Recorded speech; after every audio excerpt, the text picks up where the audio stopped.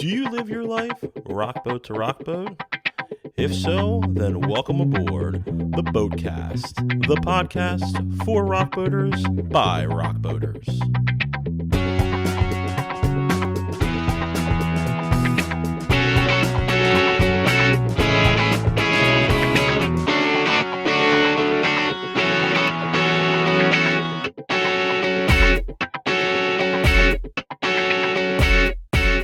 Ladies and gentlemen, you are in for a treat this evening. Please welcome Brian Fechino and the Risky Beavers. Welcome. Woo!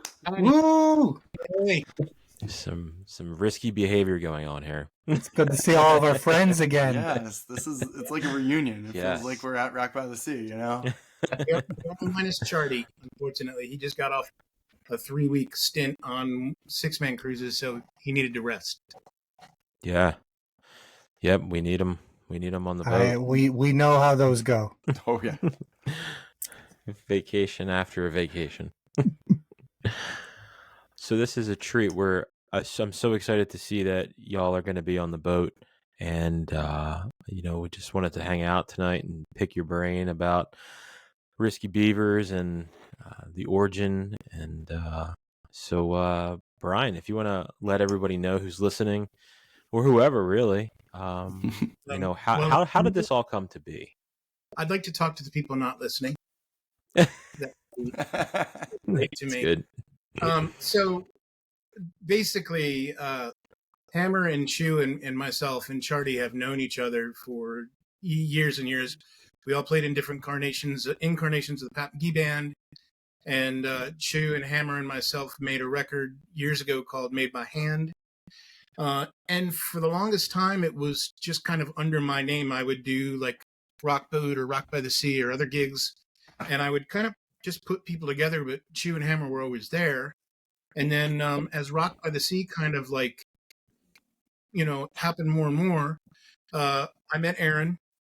This was several years ago through Greenlight Morning, and just asked him to sit in. And when he did, it really opened up everything for us because we had another chord player and a guy that could solo, and it was just nice to have something different.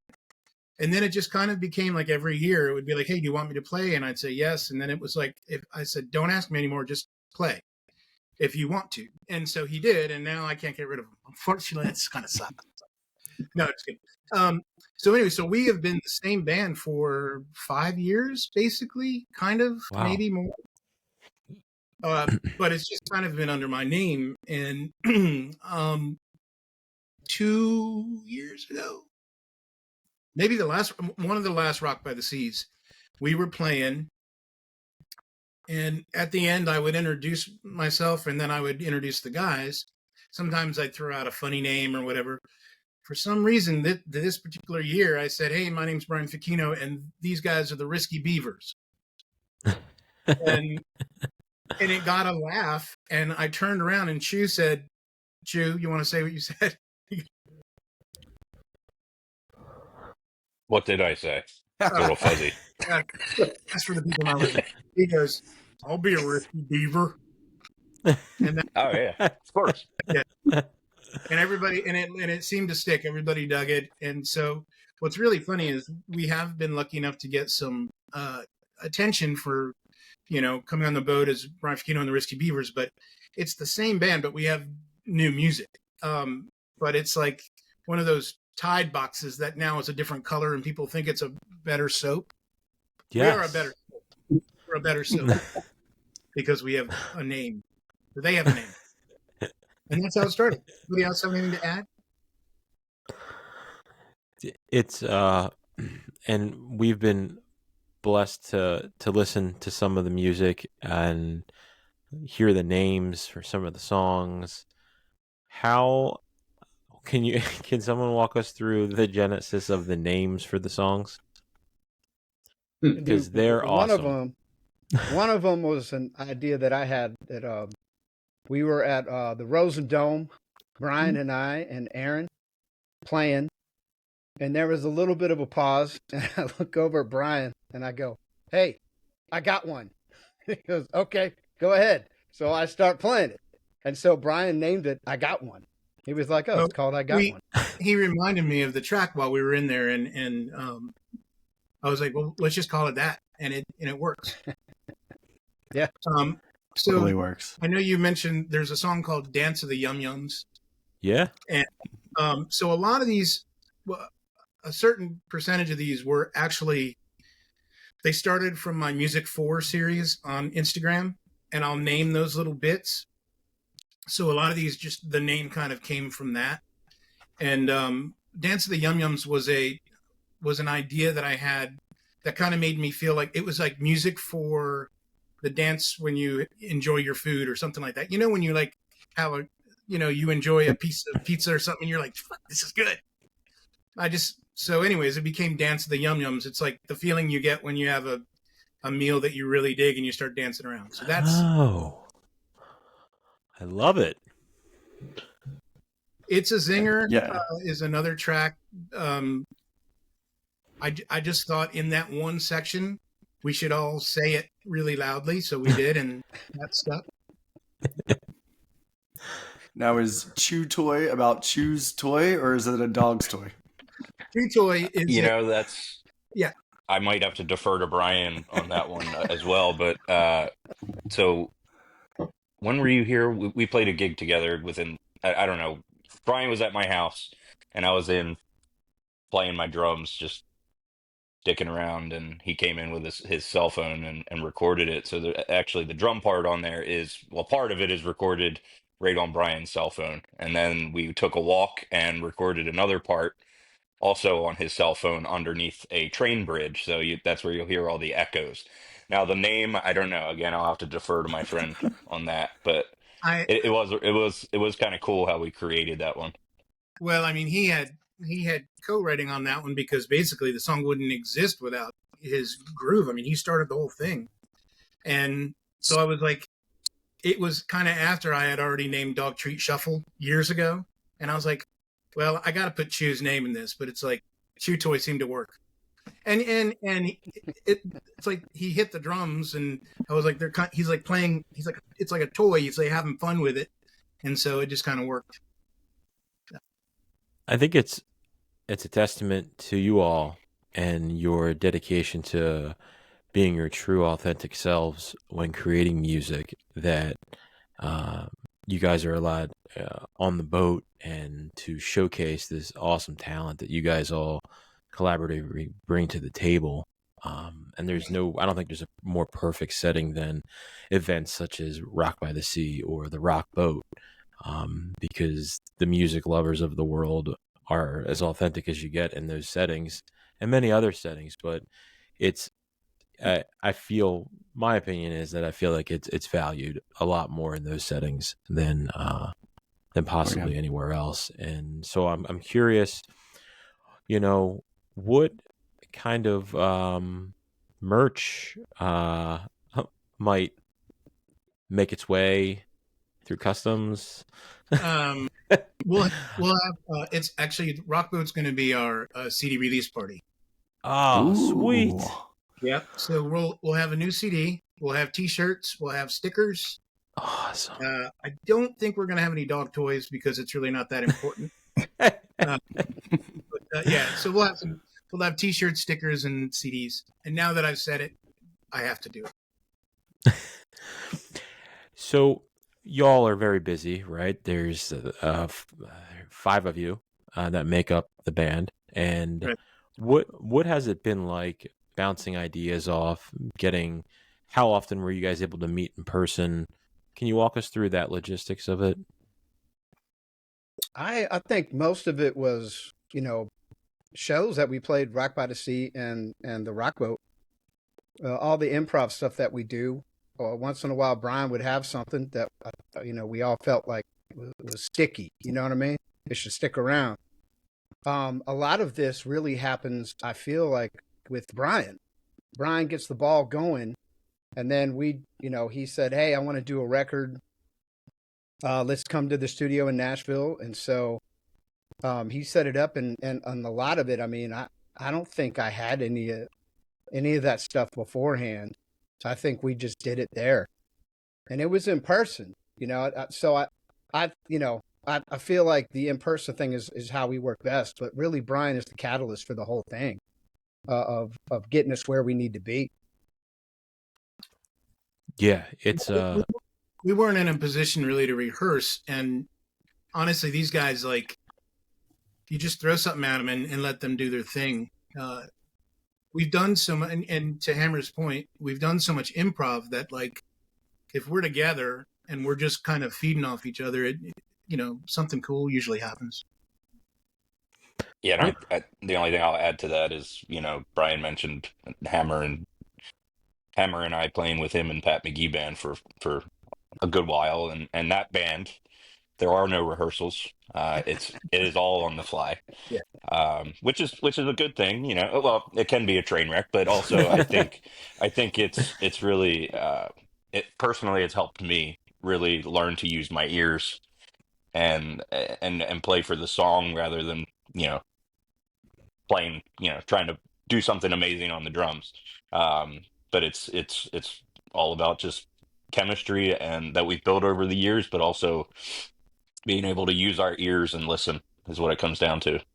Yeah, that's kudos to you guys, because I think that would give about 95% of the people out there anxiety of like just kind of rolling with it, Well, I guess all of your work with sessions has just been training you to be able to go out and crank out quality music like that.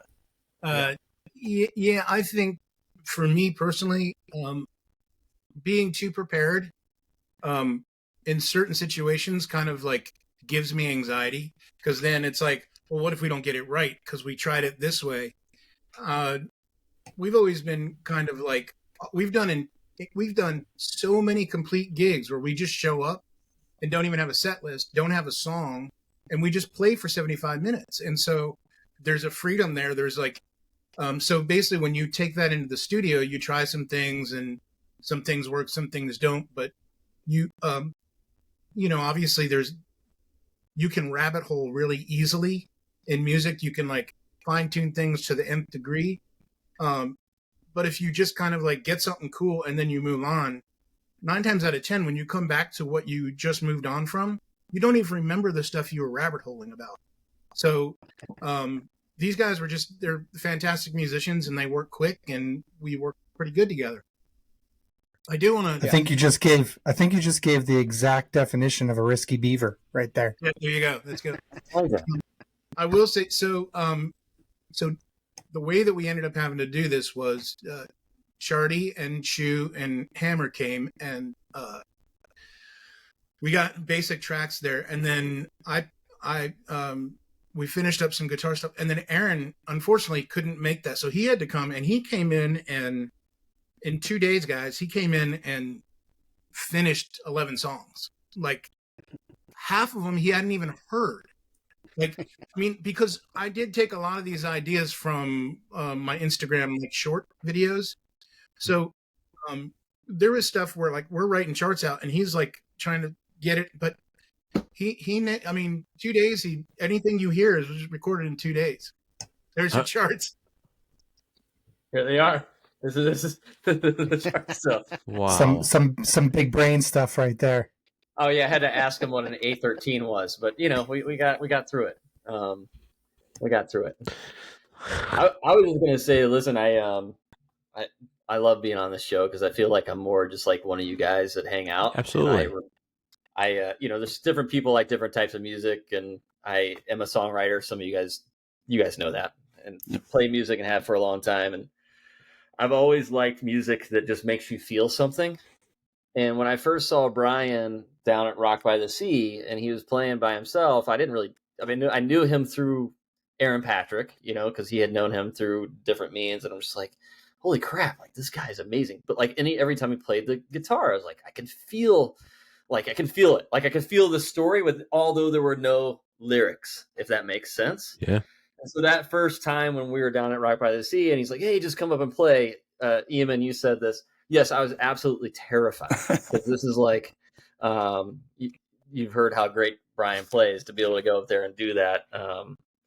But it clicked. Like there was just a magical thing that kind of clicked with us because I don't, fancy myself like the most technical or best piano player in the world, but like I think what makes a great band is when people like get together, they just listen to each other to create something. So all those experiences of just doing. What did you say? When you create something that like together like that, it's pretty magical. But I will say, having gone down and recorded on Brian's new album here, our new album with the Risky Beavers, it's awesome. Like I can't wait for people to like actually show up and see and listen to this thing, because there's I'm probably tell me if I'm talking too much, Brian, but like I used to play in like a pop jam rock band called the Big Creek.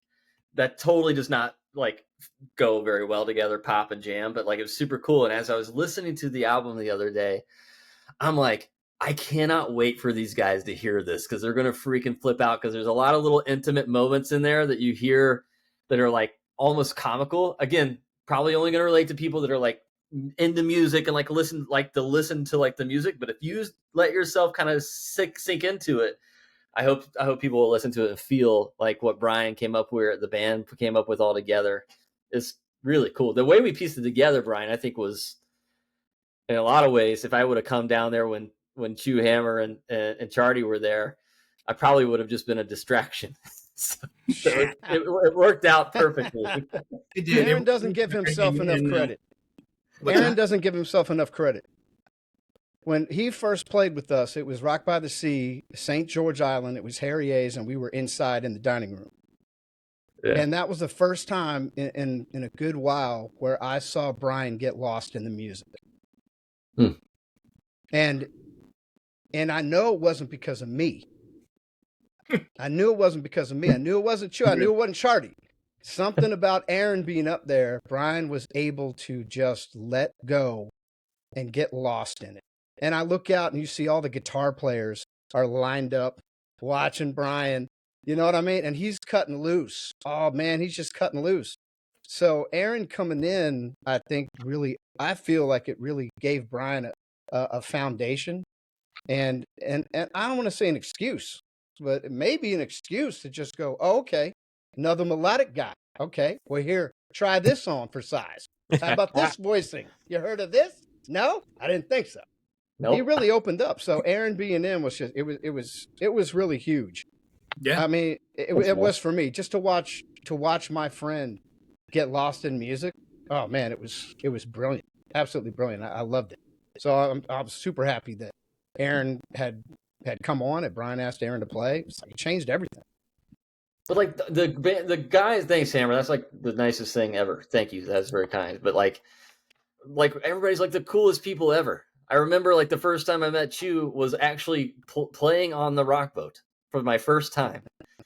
And this was after like being down at Rock by the Sea. Rock by the Sea is a big reason why this all came together, by the way. So like, yeah, I mean, 100%. And so, and Hammer's like, hey, you know, this was a couple of years after we had played a few times together. He's like, you should talk to Brian about getting on the rock boat. I'm like, you know, some people knew that like Aaron Patrick had played a lot of different rock boats with his old band. And I'm like, that would be amazing. Yes, I would love to do that. So it happened. And then Chew, I was like, had never really met in person. And Brian was like, hey, you guys are just going to stay in a hotel room the first night. So I'm like, oh, I hope this doesn't get weird. Risky.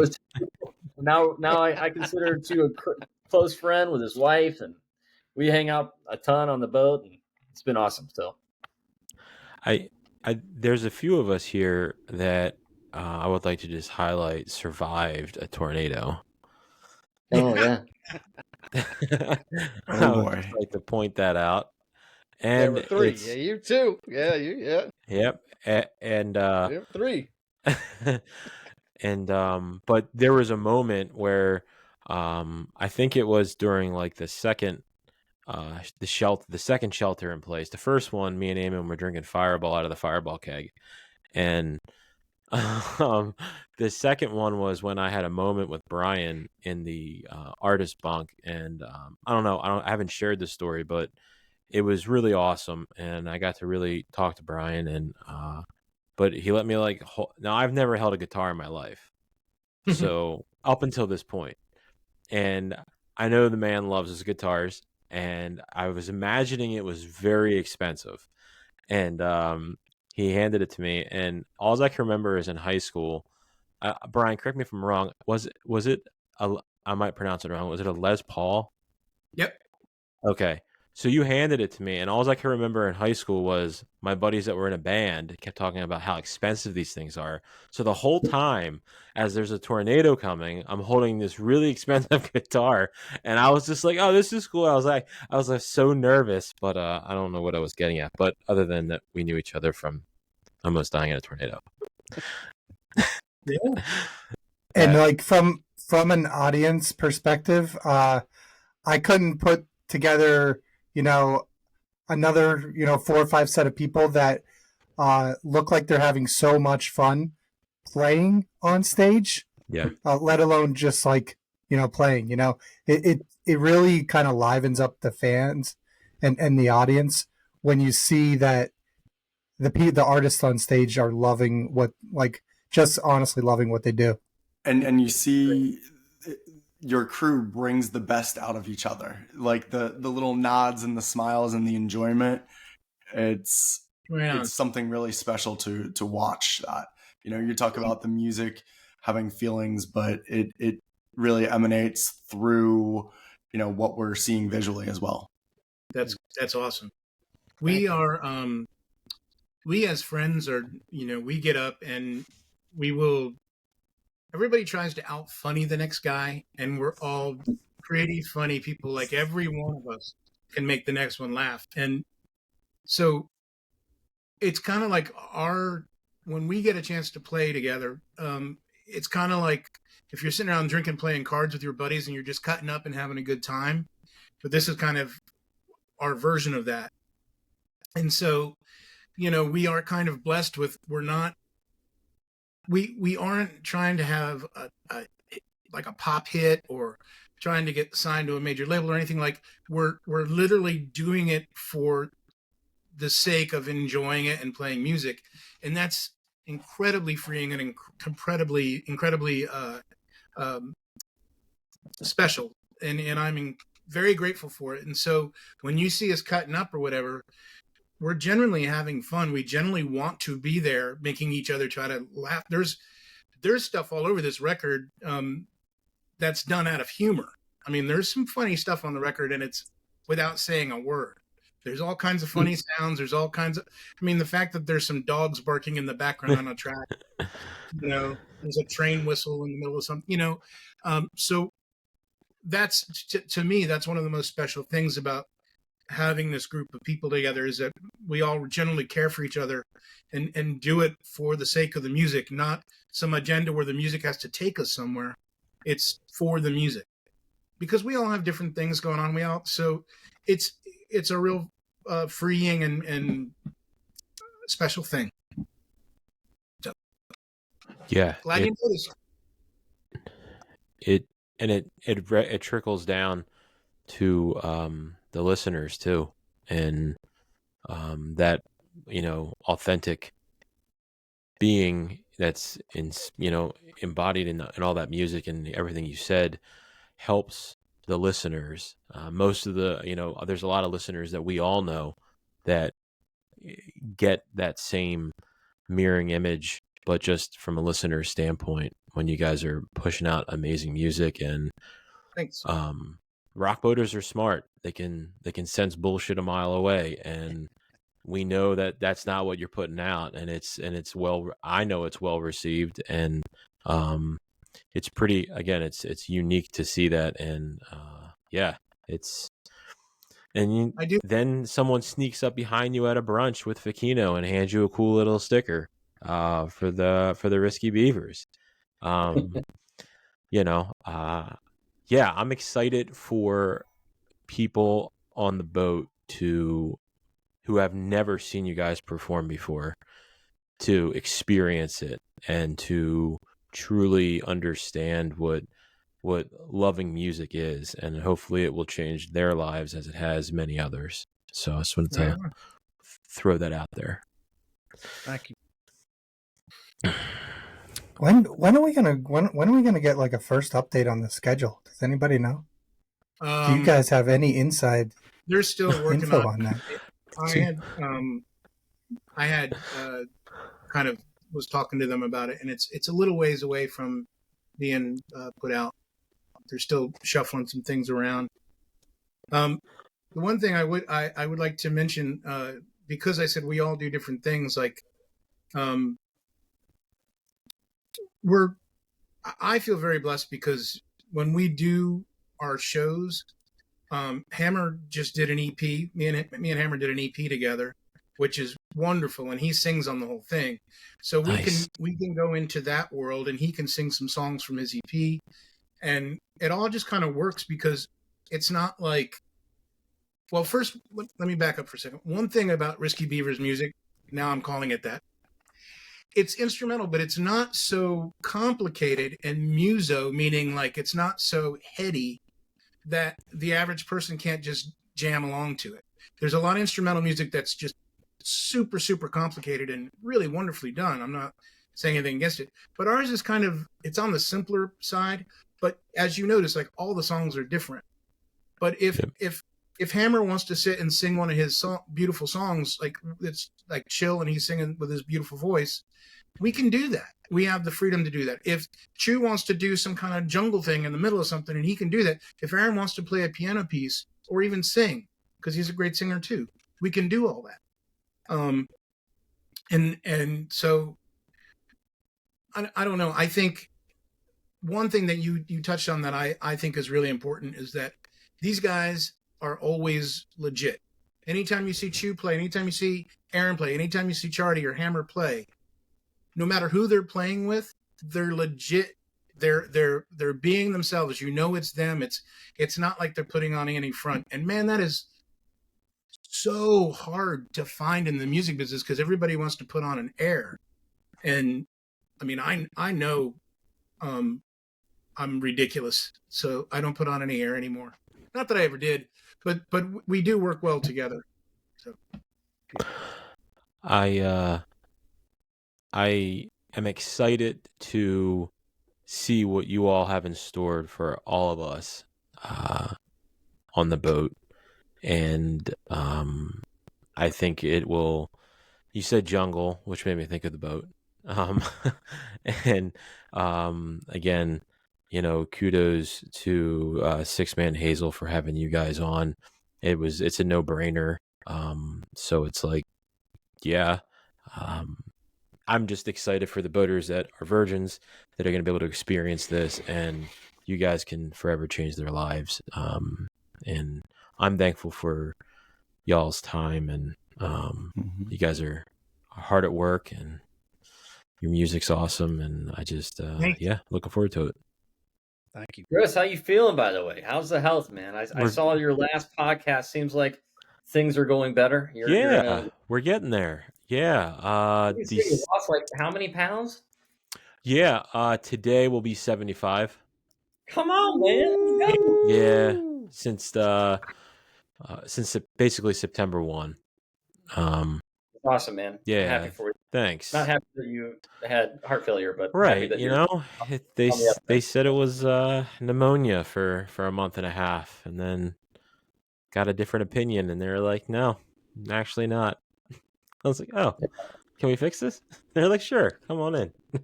Sorry to take that a whole different direction, but you can cut that out if you want. It's just wanted to make. I hadn't talked to you like a text messages, but yeah, that's good. Yeah, we're good. We got it all figured out, and then December, middle of December, I go for my my next cardiologist appointment, and hopefully the pumping function of the heart is back to normal, and that'll allow me. And to it's have it's kind of good to be podcasting again. Yeah. With Chris and Mark, I feel like it's been a while, forever, and we're starting to get after it again. It feels like we're back. Speaking of getting after it, we're all going to be in Delaware. That's where I was going, Aaron. Yeah. So December 6th, Rehoboth, Delaware, Rock by the Sea. Yeah. Yep. Can't wait. That'll be a good time. Yeah. You know, I would like to say something real quick. The you guys were kind enough to have us on, and then kind enough to say so many nice things.